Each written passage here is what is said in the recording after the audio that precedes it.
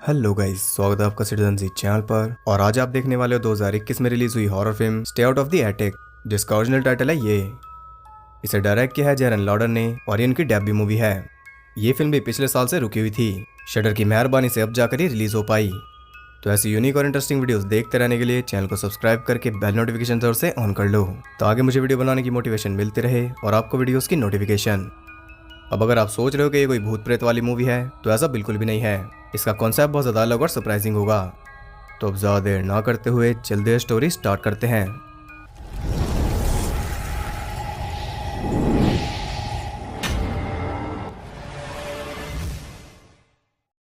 Movie के start में हम देखते हैं 3 मूवर्स को, यानी कि जो घर का सामान शिफ्ट करते हैं। इनके नाम है शिल, इमानी और कार्लोस।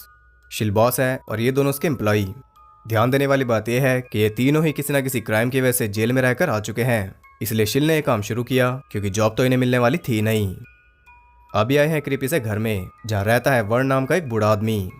वो चाहता है कि उसका सामान रातों रात शिफ्ट हो जाए और इसके वो मुंह मांगे पैसे भी दे रहा है, बल्कि ज़्यादा ही। वो उन्हें साफ साफ बता देता है कि उन्हें बेसमेंट और एटिक को नहीं छूना, वो दोनों उसी की टेंशन है। उसके अलावा उन्हें सारा सामान शिफ्ट करना है। अब इतने पैसे देखकर वो बिना कोई सवाल किए लग जाते हैं काम पर। इस वियर्ड घर में एक चीज़ और भी ज़्यादा वियर्ड है कि यहाँ सिग्नल नहीं आ रहे। अब वर्ण कहता है कि ईंटों का बना हुआ घर है, इसलिए यहाँ पर सिग्नल नहीं आते। तभी मैं कहूँ मेरा इंटरनेट इतना स्लो क्यों है। खैर वो पूरा मन लगाकर काम कर रहे थे और आधी रात में जाकर जब वो ब्रेक लेते हैं तब कार्लो शिल के हाथ पर देखता है एक टैटू, और टैटू देखकर वो गुस्सा हो गया था क्योंकि वो एक नाजी टैटू था।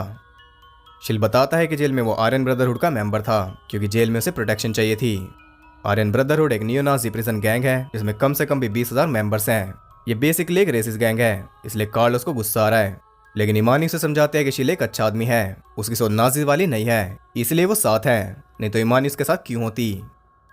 अब कार्लोस को ये बात सही लगी थी और इतना तो उसने भी नोटिस कर लिया था, इसलिए वो पैच अप करके फिर से लग जाते हैं काम पर क्योंकि सुबह तक काम पूरा जो करना है।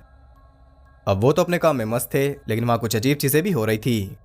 और सबसे ज्यादा अजीब बात यह है कि उस घर में नाजिस की फोटो लगी है। इनमें सबसे मेन है जोसेफ मेंगले, जिसे द एंजल ऑफ डेथ के नाम से भी जाना जाता था क्योंकि इसने वर्ल्ड वॉर 2 के टाइम पर के डेडली एक्सपेरिमेंट्स किए थे लोगों पर। और सबसे ज्यादा मेन बात, वो जुड़वा लोगों से ऑब्सेस्ड था।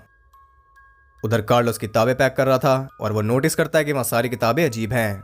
अजीब से मेरा मतलब कुछ ऐसी किताबों के साथ वहाँ नोट्स थे जोसेफ मेंगले के और वर्ल्ड वॉर 2 के डॉक्यूमेंट्स भी। अब वो सब समझ चुके थे कि इस घर में कुछ तो गड़बड़ है, लेकिन उन्हें पैसे भी चाहिए, इसलिए वो जा भी नहीं सकते। और सिर्फ इतनी ही चीजें काफी नहीं है पुलिस बुलाने के लिए। अब वो सिर्फ काम को जल्दी निपटा सकते हैं, इसके अलावा कुछ नहीं। यही वो ट्राई कर रहे थे, तभी कार्लोस को मिलता है एक सूटकेस जिसके अंदर ढेर सारे जुड़वा बच्चों के बर्थ सर्टिफिकेट्स थे। साथ में था एक बॉक्स जिसके अंदर थे ढेर सारे दांत और नाखून। यहाँ क्रीपीनेस की लिमिट पार हो चुकी थी, इसलिए रुकने का तो सवाल ही नहीं उठता। लेकिन हम देखते हैं कि अब वो बाहर नहीं जा सकते क्योंकि वर्ण ने पूरा घर सील कर दिया है। वो तब से कैमरास की मदद से उनके ऊपर नजर रख रहा था। यहाँ में 100% कंफर्म हो चुका है कि वर्ण एक नाजी है। बेसमेंट में जाकर वो आजाद कर देता है एक अजीब से आदमी को जिसका चेहरा हमें नहीं दिखाया जाता, लेकिन उसकी आवाज से हमें पता चल जाता है कि वो एक म्यूटेंट है, बेसिकली किसी एक्सपेरिमेंट का नतीजा। इधर वो सब पैनिक हो रहे थे, तभी उन्हें एटिक से कुछ आवाज आती है। अब इतना सब कुछ देखने के बाद आप भी समझ गए होंगे कि एटिक में क्या है। क्या आप मुझे बता सकते हो? जल्दी से कमेंट कर दो। एटिक में कैद हैं बच्चे। शिल और कार्लोस जाते हैं एटिक में और ईमानी जाती है पुलिस बुलाने, लेकिन बाहर तो वो जा ही नहीं सकती क्योंकि घर सील्ड है। अब उसका पैनिक और ज्यादा बढ़ाने के लिए वहां पहुंच जाता है वो फ्रीक जिसे वर्ण ने फ्री किया था और वो कर देता है ईमानी के ऊपर अटैक। उधर एटिक में उन दोनों को मिलती है एन नाम की एक लड़की जो कि वहां पर अकेली नहीं थी। उसकी जुड़वा बहन सारा भी वहीं पर थी, जिसे हम देख नहीं पा रहे क्योंकि उसे सिल रखा है एन के पीछे। उसकी हालत काफी ज्यादा बुरी है और ऐसा लग रहा है कि वो मर रही है। ये सब देखने के बाद हम इतना तो समझ गए हैं कि वर्ण यहाँ पर कुछ क्रेजी नाजी एक्सपेरिमेंट्स कर रहा है। शिल और कार्लोस उन्हें वहां से निकालने की कोशिश करते हैं और इधर हम देखते हैं कि इमानी को वर्ण ने कैद कर लिया। इमानी उसके काम आएगी, ऐसा वो बताता है। इमानी की एक आंख फोड़कर वो उसमें से कोई एंजाइम निकालता है जो कि उसके हिसाब से काफी इंपॉर्टेंट है। उधर वो दोनों बाहर नहीं निकल पा रहे थे, तब उनकी हेल्प करने पहुंचता है वर्ण और वो शिल को गोली मार देता है। ब्लीडिंग रोकने के लिए कार्लोस उतारता है उसकी टी शर्ट और हम उसकी चेस्ट पर एक और टैटू देख पाते हैं, जिसका मतलब यह है कि वो जेल जाने से पहले भी एक नाजी था, वो भी अच्छी खासी रैंक वाला। यानी कि उसने इमानी और कार्लोस से झूठ बोला। अब ये देखकर एन भी वहां से भाग जाती है और कार्लोस भी साथ में भागता है वो फ्रीक, जिसे हम इस बार देख पाते हैं। शिल मर चुका था और वर्ण काफी खुश नजर आ रहा है, ना जाने क्यों। उधर एन जाकर छुप जाते है एक बॉक्स में और कार्लोस छुप जाता है बाथरूम में। लेकिन वहाँ वो बिल्कुल भी सेफ नहीं था। अपनी नाजी यूनिफॉर्म पहनकर वर्ण उसके पास पहुंचता है और बताता है कि ये कोई बाथरूम नहीं है, ये वो चेम्बर है जिसमें वो अपने फेल्ड एक्सपेरिमेंट्स को मारता है। वो रिलीज कर देता है गैस, जिससे कार्लोस की तबीयत बिगड़ने लगी थी, लेकिन वो हार मानने के लिए तैयार नहीं था। डोर हिंजेस को खोलकर वो बाहर निकल जाता है। हम देखते हैं कि सैरा भी अब मर रही थी। उसकी आवाज सुनकर वो फ्रीक भी वहां पहुंच जाता है, लेकिन इससे पहले कि वो उन्हें कोई नुकसान पहुंचाता, कार्लोस उसे मार देता है।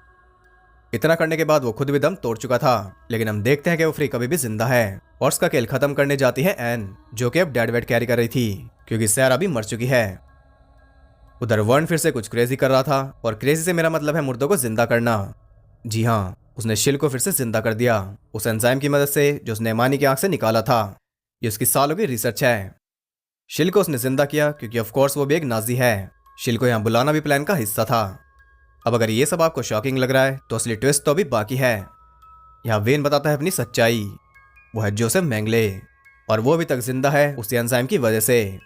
आज तक भी वो अपने क्रेजी एक्सपेरिमेंट चला रहा है, और वो बताता है कि उसके जैसे और भी नाजिस हैं जो कि वर्ल्ड वॉर 2 से अभी तक जिंदा हैं। ये सब पॉसिबल हो पाया उसकी रिसर्च की वजह से। अभी हमें इम्पॉसिबल लगता अगर शिल मरकर फिर से जिंदा ना होता। खैर, अब वो ईमानी की दूसरी आंख भी फोड़ने वाला है और इसके बाद वो उसे मार देगा। यहाँ शिल उसे यकीन दिलाता है कि वो उसके साथ है, और वो भी देखना चाहता है कि एंजाइम कैसे निकलेगा। अब अपने नाजी भाईचारे को निभाते हुए वो शिल को फ्री करता है, लेकिन शिल का प्लान कुछ और था। वो दोनों मिलकर उस नाजी को लपेट लेते हैं, लेकिन अभी वो मरा नहीं। वो देखते हैं कि कार्लोस मर गया, और वो नाजी देखता है कि उसका फ्रीक भी मर गया। वो जल्दी से भागकर अपने फ्रीक के पास जाता है, और एन इसी मौके की तलाश में थी। वो उसके ऊपर भी अटैक कर देती है। इतने में शिल ने उस घर को अनलॉक कर दिया था। वो एन को आयमानी के साथ बाहर भेज देता है और खुद वहीं पर रुकता है उस नाजी को मारने के लिए, लेकिन उसे मारने से पहले वो छुटकारा पाता है अपने टैटू से। नाजी टैटू वो देकर मारता है नाजी के ऊपर। इसके बाद उसे बड़ी बुरी मौत मारता है, लेकिन तब तक उसने अपना सीक्रेट डोर अनलॉक कर दिया था जिसके अंदर थे ढेर सारे क्रीप्स। या शिल अकेला उनका सामना करता है, लेकिन मूवी यहाँ खत्म नहीं हुई। हम देखते हैं कि कार्लोस अभी भी जिंदा है, और मूवी यहाँ भी खत्म नहीं हुई, क्योंकि एंड में हमें दिखाया जाता है कि सब कुछ ठीक हो गया और वो फिर से नॉर्मल लाइफ जीने लगे। यहाँ में ये भी पता चलता है कि कार्लोस खुद ब खुद जिंदा नहीं हुआ, उसे भी उस सीरम की मदद से जिंदा किया गया जो बना था ईमानी की आंख से। खैर, इसी के साथ यहाँ पर ये मूवी हो जाती है एंड। तो मूवी का कॉन्सेप्ट अलग था, इसमें कोई शक नहीं। टाइटल से लगता है कि एक सुपरनैचुरल मूवी होगी, एटिक में कोई भूत होगा, लेकिन ऐसा कुछ नहीं था। भूतों की जगह यहाँ यूज किया गया अनडेड नाजिस को। पता नहीं ऐसा क्यों है, लेकिन इन वियर टेक्नोलॉजीज और नाजिस का काफी गहरा लिंक है। ये हम काफी सारी मूवीज में देख चुके हैं, और नाजी ज़ॉम्बीज़ हमेशा सबसे ज्यादा टेरिफाइंग होते हैं। अगर आप नाजी ज़ॉम्बीज़ देखना चाहते हो तो आप ज़ॉम्बी प्लेलिस्ट चेक कर सकते हो, उसमें आउटलास्ट की पूरी सीरीज है और डेथ स्नो भी। खैर, ऐसी कई सारी कॉन्स्पिरेसीज हैं कि नाजीज अभी तक जिंदा हैं। वो टाइम ट्रैवल करते थे, या फिर एलियंस को बुलाते थे, या फिर हिटलर आज भी अंटार्कटिका में रहता है। ये सब आपने कहीं ना कहीं सुना ही होगा। बेसिकली नाजी नाम बहुत ही ज्यादा मिस्टीरियस है, और इनके साथ हमेशा वियर्ड चीजें जुड़ी रहती हैं, जैसे कि इनके पास अमर होने का सीरम था, एक्सेट्रा एक्सेट्रा, जो कि आपने इस फिल्म में भी देखा। इसमें दिखाया गया कि वो सीरम बनता है एक स्पेशल एंजाइम से, जो कि निकलता है सिर्फ उन लोगों की आंखों में से जिन्हें कई सालों तक टॉर्चर किया गया हो। अब नाजिस के हिसाब से थ्योरी सेंस बनाती है। प्लस नाजिस के म्यूटेंट सोल्जर्स भी हमने देखे, जिनके बारे में कई मूवीज बनती हैं, और ट्विंस वाला एक्सपेरिमेंट तो है ही। उसके बारे में आप जितना सोचोगे उतने ही हैरान होते जाओगे।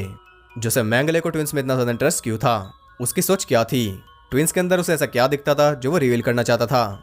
जैसे कि इसमें आपने देखा कि उसने एक ट्विन को दूसरे से कनेक्ट किया हुआ था, और बेसिकली एक ट्विन सड़ रहा था और दूसरा जिंदा था। शायद उसे लगता हो कि दोनों ट्विंस में एक ही आत्मा होती है, या फिर ऐसा ही कुछ और। खैर, जैसा कि मैंने कहा, इसके बारे में आप जितना सोचोगे उतने ही हैरान होते जाओगे। तो आप बताइए आपको ये मूवी कैसी लगी। अगर आपको वीडियो मेरा पसंद आए तो उसे लाइक और कमेंट जरूर करना, और ऐसी यूनिक और इंटरेस्टिंग वीडियोस देखते रहने के लिए चैनल को सब्सक्राइब करके बेल नोटिफिकेशन को अमर बना दो। और ज़्यादा कनेक्टेड रहने के लिए आप मुझे इंस्टाग्राम पर फॉलो कर सकते हो, वहाँ आपको बहुत कुछ जानने के लिए मिल जाएगा। और साथ ही आप ये भी बता सकते हो कि आपको नेक्स्ट वीडियो किस टॉपिक पर चाहिए, क्या वो ज़ॉम्बी मूवी हो, या फिर स्लैशर, या फिर कोई हॉरर एंथोलॉजी जैसे क्रीपशो 3, या फिर कोई टीवी सीरीज, या फिर मैं कुछ अंडररेटेड मूवीज लाऊं। अपने विचार आप कमेंट्स में बता देना। तो मैं मिलता हूं आपसे अगली वीडियो में, तब तक सबको बाय।